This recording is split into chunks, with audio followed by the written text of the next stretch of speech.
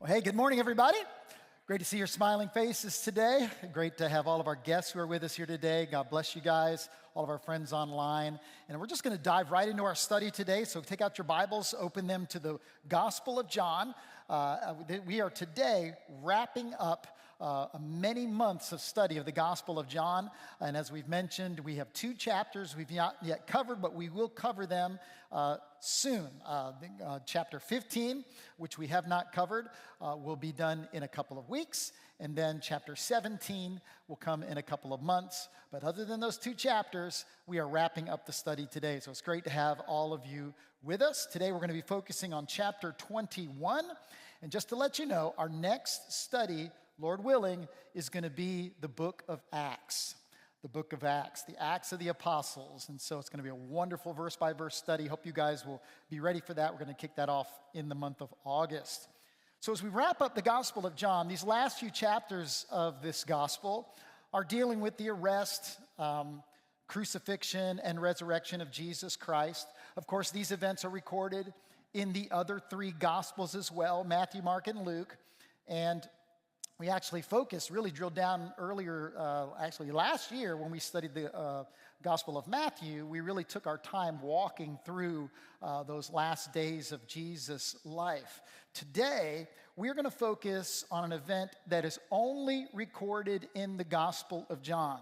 And this is the story of the restoration of Peter. Now, this is a story that's unique because it's only found in the Gospel of John. You're not going to find it anywhere else in the Bible. So if you have your Bibles, turn to John 21 and go to verse 1. I'm going to read 19 verses today. John 21, 1 through 19. After these things, Jesus showed himself again to the disciples at the Sea of Tiberias. And in this way, he showed himself. Simon Peter, Thomas called the twin, Nathanael of Cana of Galilee, son of Zebedee, and 2 others of his disciples were together. Simon Peter said to them, "I'm going fishing." And they said to him, "We're going with you also." They went out and immediately got in the boat, and that night they caught nothing. But in the morning, when the morning had come, Jesus stood on the shore, yet the disciples did not know that it was Jesus. Then Jesus said to them, "Children, have you any food?" And they answered him, "No." And he said to them, "Cast the net on the right side of the boat, and you will find some." So they cast, and now they were not able to draw it in because of the multitude of fish. Therefore, that disciple whom Jesus loved, which, by the way, this is John, the disciple, referring to himself. That's how he affectionately loves to refer to himself in the third person, the disciple who Jesus loved. He said to Peter, "It is the Lord." Now, when Simon Peter heard that it was the Lord, he put on his outer garment, for he had removed it, and plunged into the sea.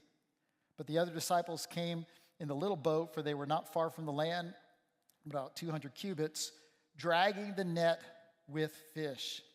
Then as soon as they come to the land, they saw a fire of coals there, and fish laid on it, and bread. Jesus said to them, "Bring some of the fish which you have caught." Simon Peter went up and dragged the net to land, full of large fish, 153.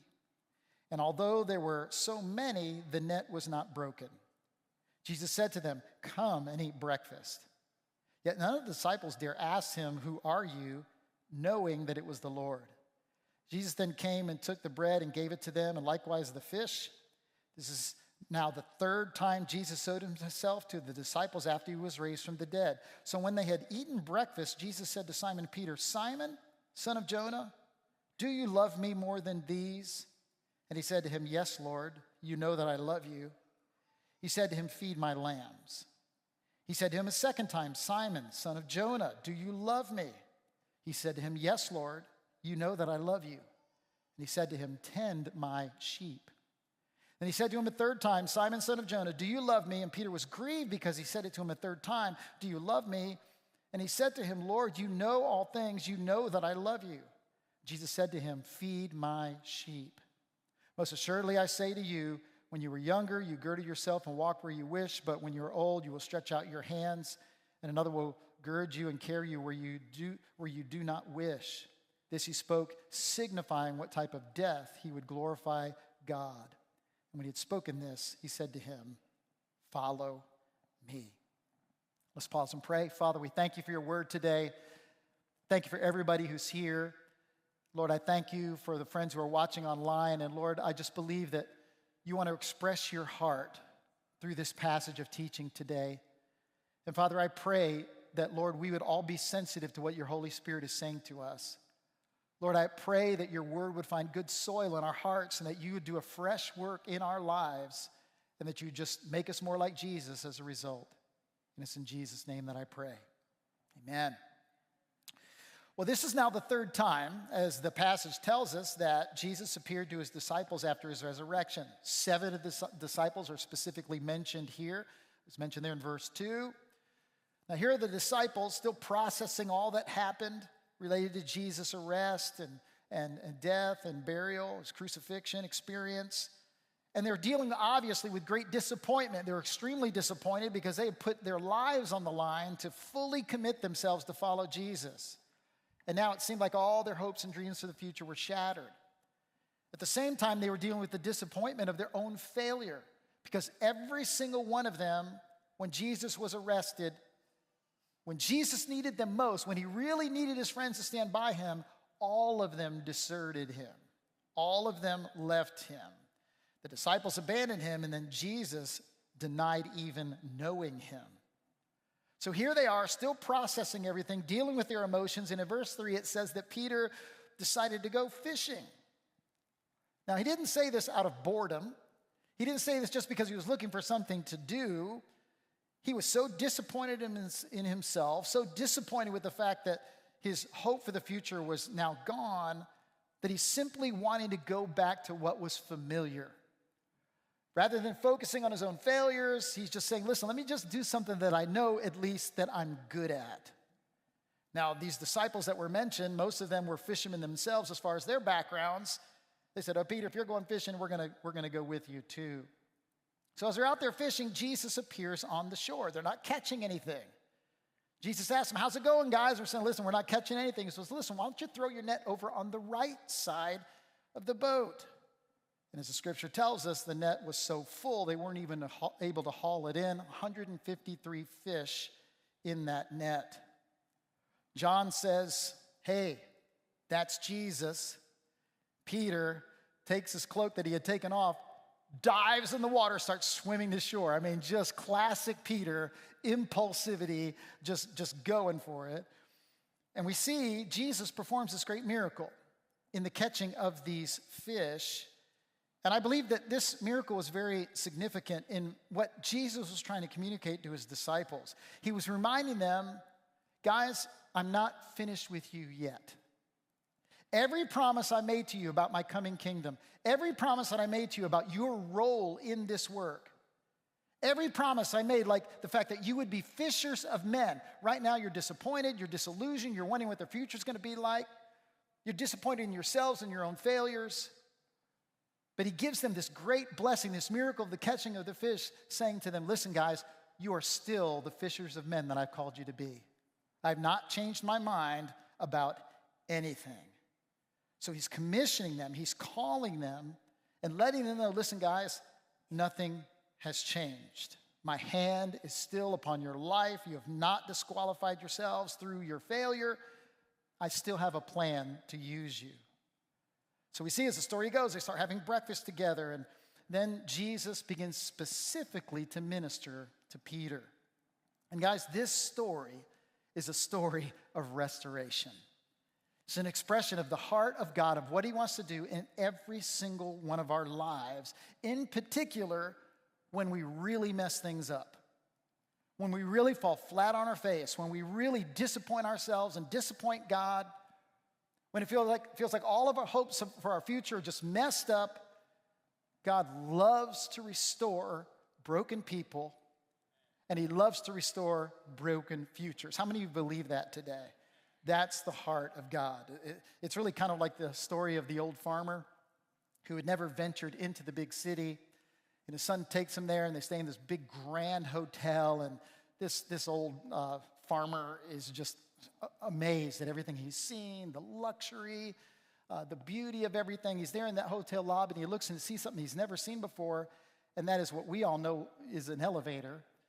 But he sees these doors open like this and these lights coming on, and he's wondering, what in the world is that? And he sees this elderly lady kind of struggle to get in it, and the doors close, the lights come on, and he's watching in fascination, what in the world is going on here? And after the lights flicker a little more, the doors open, and out comes this beautiful, well-dressed woman. And he turns to his son and said, "Son, go get your ma." So we're talking today about restoration. Now, when you think about restoration, I want you to think about a dictionary definition here. To restore something simply means to bring it back to its original position. That's what it means to restore something. I'm really fascinated by watching like restoration processes, like on YouTube. I'll watch people restore cars, step by step, stripping it down, flipping it over, doing all the things to make something really old and put it right back to showroom condition. I love watching people restore furniture. They'll take this beat up piece of junk and make it something really beautiful. Of course, we know there are very popular television shows now, reality shows, where people do that with old houses. They'll take these old houses that just look like nothing, and they turn it into something really spectacular. And it's really amazing that with hard work, tremendous patience, and skill, you can restore almost anything and bring it back to its original condition, to its original beauty, like the first day that it was made. Now, God loves to restore people, but he does not restore people according to this dictionary definition. He does it one better. If you're taking notes, write this one down. Here's biblical restoration. Biblical restoration, what God does is when God brings back more than what was lost, so that the final state is better than the original condition. This is what God does. He doesn't bring us back to where we used to be. He brings us to where he has called us to be. He actually makes things better than they ever were before in our lives. God loves to restore marriages and do exactly that. He loves to restore families and do exactly that. He loves to restore friendships. Most importantly, he loves to restore our relationship with him better than it has ever been before. He restores broken hearts. He restores broken souls. He restores careers. He is a God of restoration. We can see this throughout the Bible. We see this in the life of God's dealings with the nation of Israel. They had been through one of those many cycles of rebellion against God, worshiping false gods, turning their back on God, basically acting like spiritual prostitutes, cheating on God. And rather than being loyal, they were disloyal. But as they had many times in their history, the prophet spoke to them. They realized, they turned towards God again. They repented and they turned their face back to God. They recommitted themselves to obedience. And in one of those occasions, in Joel chapter 2, we can see God's promise of restoration because of their heart of repentance and their sincere desire to walk in obedience to God. It's recorded in Joel chapter 2. It says, "So God says to them, I will restore to you the years that the swarming locust has eaten, the crawling locust, the consuming locust, and the chewing locust." God is saying, I'm going to restore all of it. Everything you feel like you've lost, everything you feel like it's just too late for that to happen for me, I will restore. See, God, when he restores things, he makes things even better than they ever were in the past. And again, he restores things that are broken. He restores people that are broken and that have been discarded. Now, most of us tend to throw away things that are broken or worn out or something that to us has no longer any perceived value, but God sees your value. God does not throw anyone away who comes to him in humility with a heart of repentance. He sees your value, he loves you, and his desire is to restore you. Now we see David in the Bible who failed epically, committed adultery with Bathsheba, committed murder to have her husband killed so he could be with her. Epic failure. But when he was confronted by God's prophet, he was quick to repent. He didn't blame anybody, didn't make excuses, he owned it. David was not a perfect man, but the Bible says of him, he was a man after God's own heart. David wasn't a perfect man, but there's one thing he was really good at. He was really good at repentance. Because in the depths of his soul, despite all of his imperfections, in his heart, he loved God. And God knew David's heart. He said, man, you're a man after my own heart. And even when you mess up, if you'll turn and you'll repent, I see that heart that's broken in you, and I'm going to respond. And we see that's exactly what David did. He repented towards the Lord because he loved God. How did God respond to him?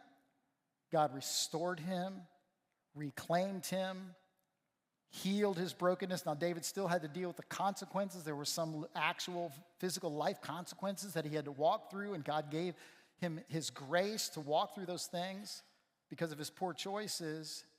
But we just need to understand that repentance and humility are prerequisites to restoration. Those are the only prerequisites. Be real, be humble, be repentant towards God, and he will not only make all things new, but he will make them better than they ever were in the past. Psalm 51, verse 17 says, the sacrifices of God, what God's really looking for are a broken spirit, David says, a broken and a contrite heart. These, O God, you will not despise. And this is how David approached God in his failure, and then how did God respond? Psalm 51, 11 and 12. David says, do not cast me away from your presence. Do not take your Holy Spirit from me. Restore to me the joy of your salvation, and uphold me by your generous spirit. And that's exactly what God did in response to David's cry. So restoration is really the theme of John chapter 21. Now, why did Peter need to be restored? Well, when Jesus was arrested, he knew that his disciples were going to abandon him. In fact, at the Last Supper, he told them that they were going to run away and abandon him and turn their backs on him. Of course, Peter being Peter, he stood up and basically said there at the Last Supper, listen, maybe the rest of these losers will turn their back on you, but I will be with you to the death. Classic Peter. By the way, that's the Message translation. You know the losers thing? Okay, yeah. Peter suffered greatly from foot-in-the-mouth disease. Jesus listened to Peter's boasting proclamation and said, Peter, truly I say to you that before the sun rises, before the rooster crows, you're actually going to deny me not once, but 3 times. That's exactly what happened. After Jesus was arrested, he was on trial. Peter was trying to sneak up and try to figure out what was going on. Someone asked him, hey, aren't you one of Jesus' guys? Weren't you one of the... Not me. I don't even know who you're talking about. 3 different times. Specific questions. His response was to deny even knowing Jesus. It's really interesting that the other Gospels are very careful to record Peter's denial of Jesus. John does not record Peter's denial. He only records Peter's restoration. The others recorded Peter's failure, but never recorded Peter's restoration. It's so beautiful that we have this gospel and this account of the heart that Jesus had for him, even when he really messed up. God loves to restore the broken, the discarded, those who feel as though they've failed. See, brokenness is good. If you feel broken, if you feel desperate, if you feel like, man, I'm on the edge of just quitting everything, can I just tell you, being broken and being at the bottom is one of the best places to be.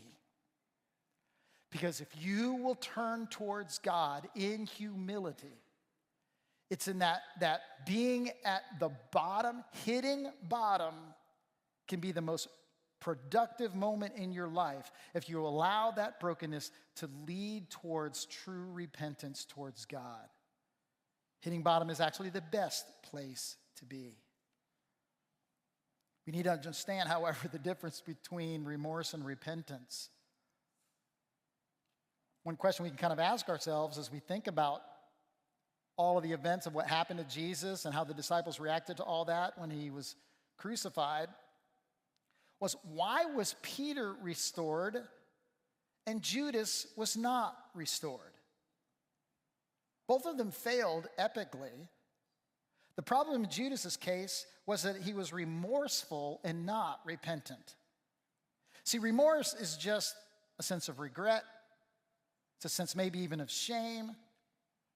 Peter or Judas, once he realized what he had done, he was remorseful. In fact, the scripture records that he returned those 30 pieces of silver that he took as payment for betraying the Lord.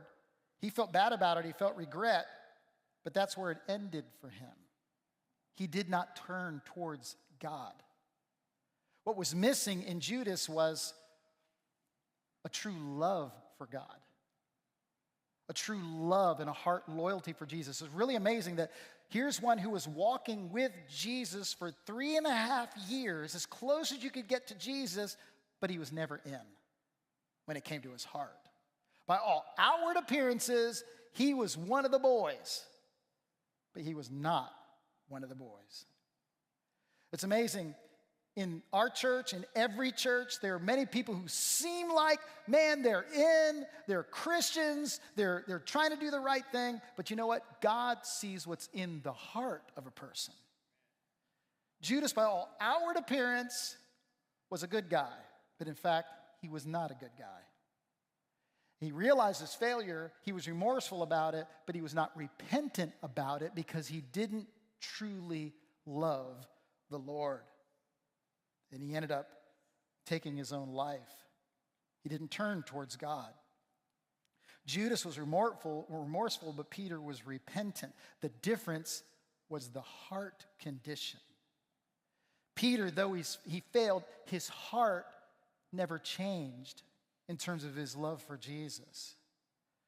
Matthew, Mark, and Luke record how repentant Peter was. In Matthew 26:75, it says that Peter, once he realized his failure of denying the Lord, it says he went out and wept bitterly.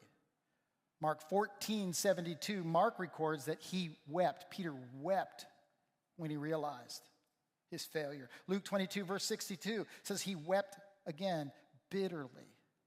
Peter was broken. He was repentant. In his heart, he truly loved Jesus and realized his failure. So it's amazing there in verse 15 is that Jesus begins to minister to Peter. And he asks him an interesting question. Do you love me more than these?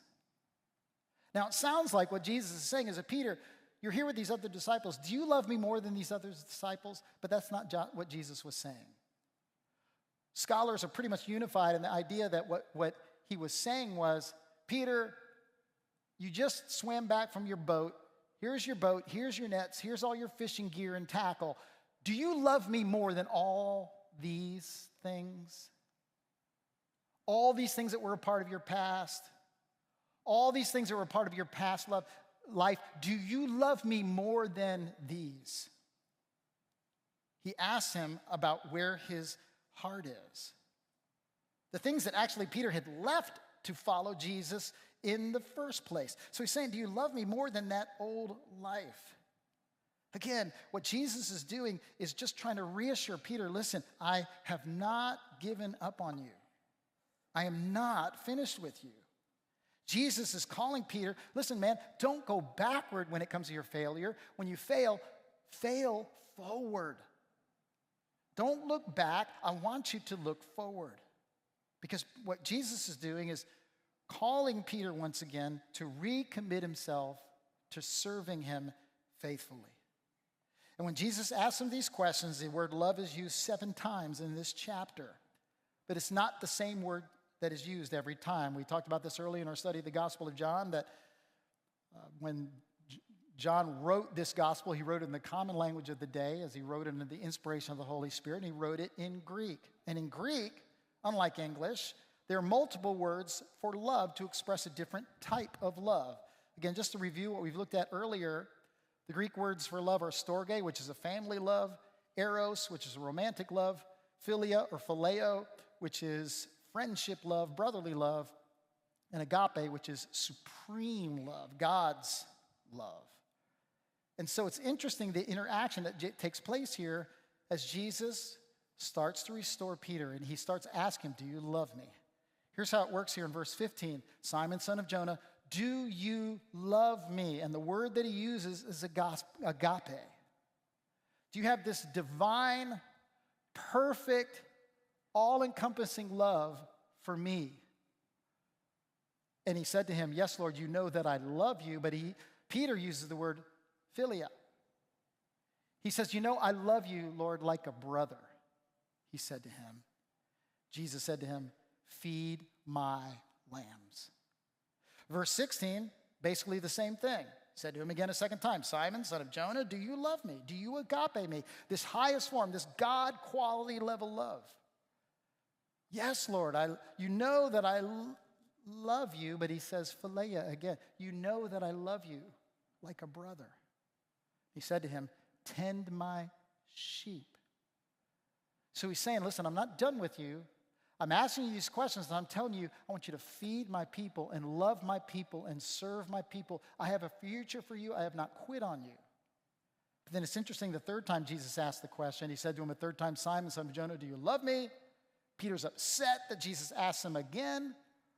And he said to him, Lord, you know all things. You know that I love you. But it's interesting, Jesus changes, and rather saying agape, asking him, do you love me with this God love, he meets Peter where he is. Peter, do you love me like a brother? Peter says, yes, Lord, you know that I do love you like a brother. Jesus said to him, feed my sheep. I'm still calling you. I still have a purpose for you. I still have a plan for you.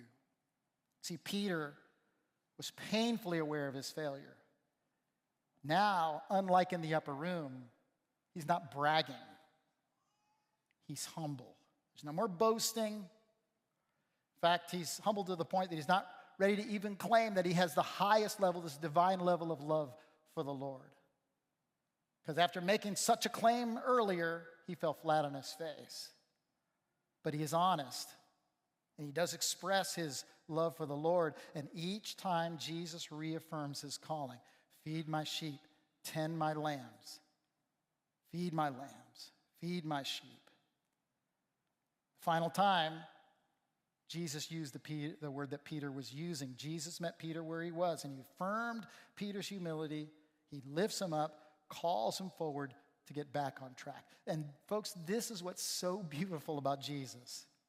All other world religions will tell you what you need to do to ascend, what you need to do to achieve, what you need to do to reach some place of nirvana or spiritual enlightenment, the work you need to do. But instead, Jesus stoops down to our level and lifts us up. He meets us where we are, and he lifts us up. God didn't leave humanity in our sinful condition. He was born in the manger. He literally came among us and lived like one of us to lift us up and draw us to him. His love for us is so great. Peter's response was that he truly produced the fruit of repentance. He obeyed Jesus' commands, tended the Lord's lambs, fed his sheep. He was one of the leaders of the early church, and he served the Lord faithfully. In fact, on the day the church was birthed, on the day of Pentecost, which we're going to study when we study the book of Acts, Peter was the one who stood in front of that huge crowd of people, thousands of people, and preached the first sermon of the New Testament church, calling people to repentance. And the scripture says that 3,000 people came to faith in Jesus Christ that very first day. Jesus restored Peter. Peter faithfully stepped up and didn't allow his failure to be the end of his story. He responded to that grace that Jesus made available to him. And what's really beautiful is at the end of Peter's life, he actually had a second chance to take the final exam. At the end of his life, he was arrested, and Emperor Nero threatened him to deny Jesus Christ. He refused to do so. So Nero said, okay, we're going to crucify you just like the one you say you follow. We're going to crucify you just like Jesus. Peter said, no, if you're going to crucify me, I'm not worthy to be crucified in the same manner as he was. I want you to crucify me upside down. And history records that Peter didn't deny the Lord when all the chips were on the table, when he literally knew what his stand for Jesus would mean. And he died a martyr's death, faithful to the Lord. Peter had a second chance at the final exam, and he aced the test. He finished strong. I have two very simple points of application today. If you feel broken, feel like a failure, if you feel unfaithful, if you feel unacceptable to God, very simple, write this down if you're taking notes. Jesus stoops down to our brokenness, and he wants to lift us up. That's his heart. Why did Jesus ask Peter 3 times if he loved him? He asked him to correspond with each of the 3 denials. Peter denied 3 times, and he asked Peter to respond in an affirmation of his love 3 times. Jesus wants to wipe away every sin. His grace is available for every failure. Here's the second simple application, is that God's grace is greater than our sins. Greater. What is God's grace? Grace is God's undeserved favor, God's undeserved acceptance in our lives. It's that perfect agape love that he has for us, that divine love. It really aggravates me when people use the phrase, when talking to a person who sins publicly and it's exposed publicly, when they say, this person has fallen from grace. I'm really aggravated when I hear that, because nothing can be further from the truth. If you failed God, failed yourself, failed others, maybe the most epic fail ever, God's grace is always available to those who will humble themselves and repent. There's this old song, many of you probably grew up singing it in church. Grace, grace, God's grace. Grace that will pardon and cleanse within. Grace, grace, God's grace. Grace that is greater than all my sin. Peter went on to not only be a founder of the church, a great apostle of Jesus Christ, but he also wrote 2 epistles. We have them, 2 letters in the New Testament, 1st and 2nd Peter. And in one of those letters, 1 Peter chapter 5, he says this, and the God of all grace, who called you to his eternal glory in Christ, after you have suffered a little while, will himself restore you and make you strong, firm, and steadfast. Some of you, God brought you here to hear this promise from God available to you. It does not matter where you've been, does not matter what you've done, does not matter how you feel like you failed yourself or others. He will restore you. Do you need restoration today? Maybe you need your soul restored, your relationship with God restored. Maybe you need a marriage restored. Maybe you need your career restored. Whatever area of brokenness may be in your life, allow it to lead you to humility and repentance towards God. Peter turned his back on Jesus, but Jesus never turned his back on him. No matter where you've been or what you've done, he longs to restore you today. Amen, everybody? Let's pray. Bow your heads with me.